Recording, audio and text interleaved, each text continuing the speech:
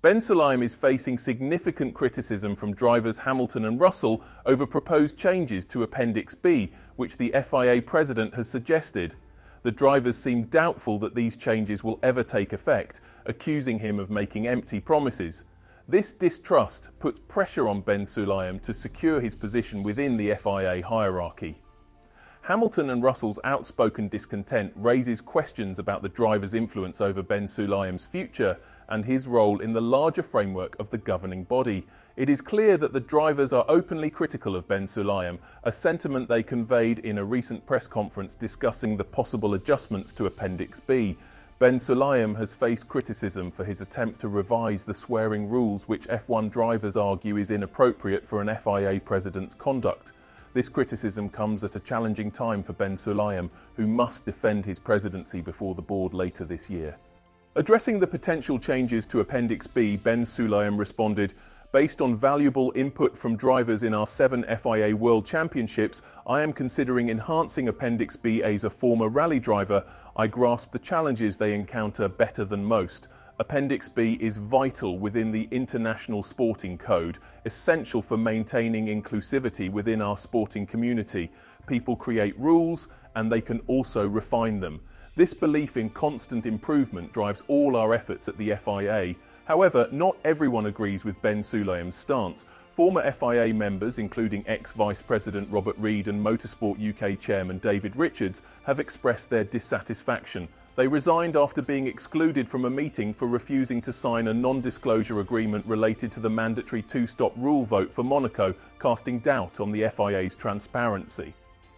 Recently, Hamilton and Russell have also questioned the governing body's commitment to implementing these changes.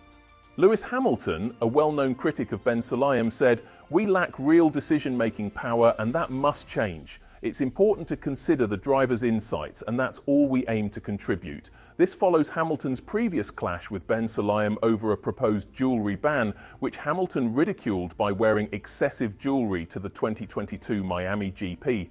Hamilton's continued disregard for Ben Sulayem, evident when he ignored him at an event in Jeddah, further demonstrates his persistent stance against the FIA president. Hamilton has made it clear that he has no regard for the current president of the FIA, and that sentiment doesn't seem likely to shift soon. This is a strong stance from the racing champion.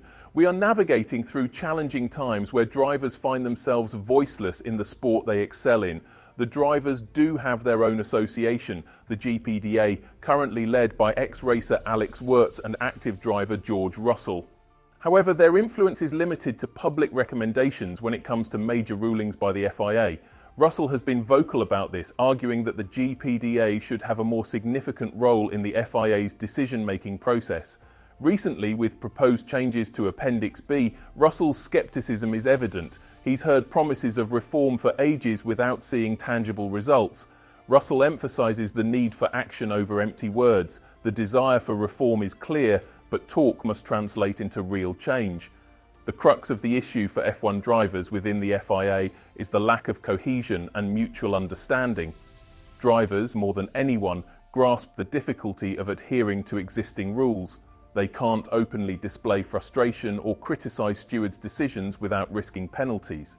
In contrast, other sports like football or basketball encourage athletes' input, fostering improvement through constructive dialogue.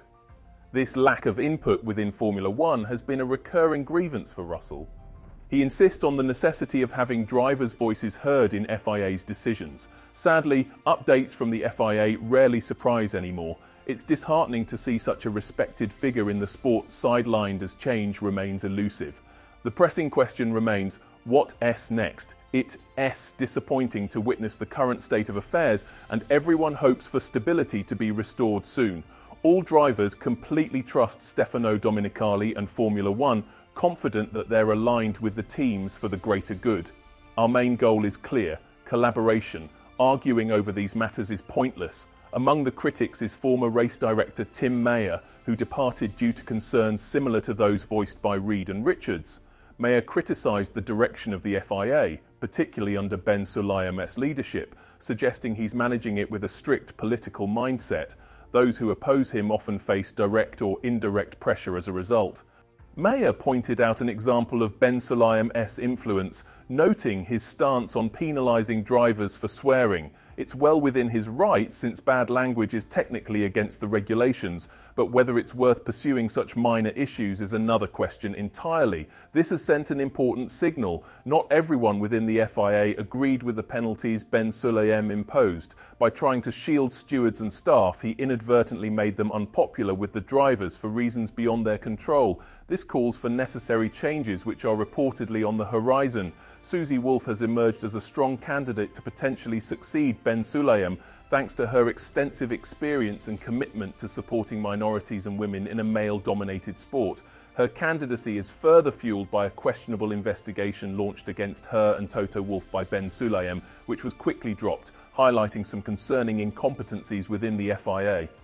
She firmly rejected any intentions of pursuing the presidency when it becomes available, leaving us to wonder about the future direction of the FIA should they choose to part ways with the contentious leadership of Ben Sulayem.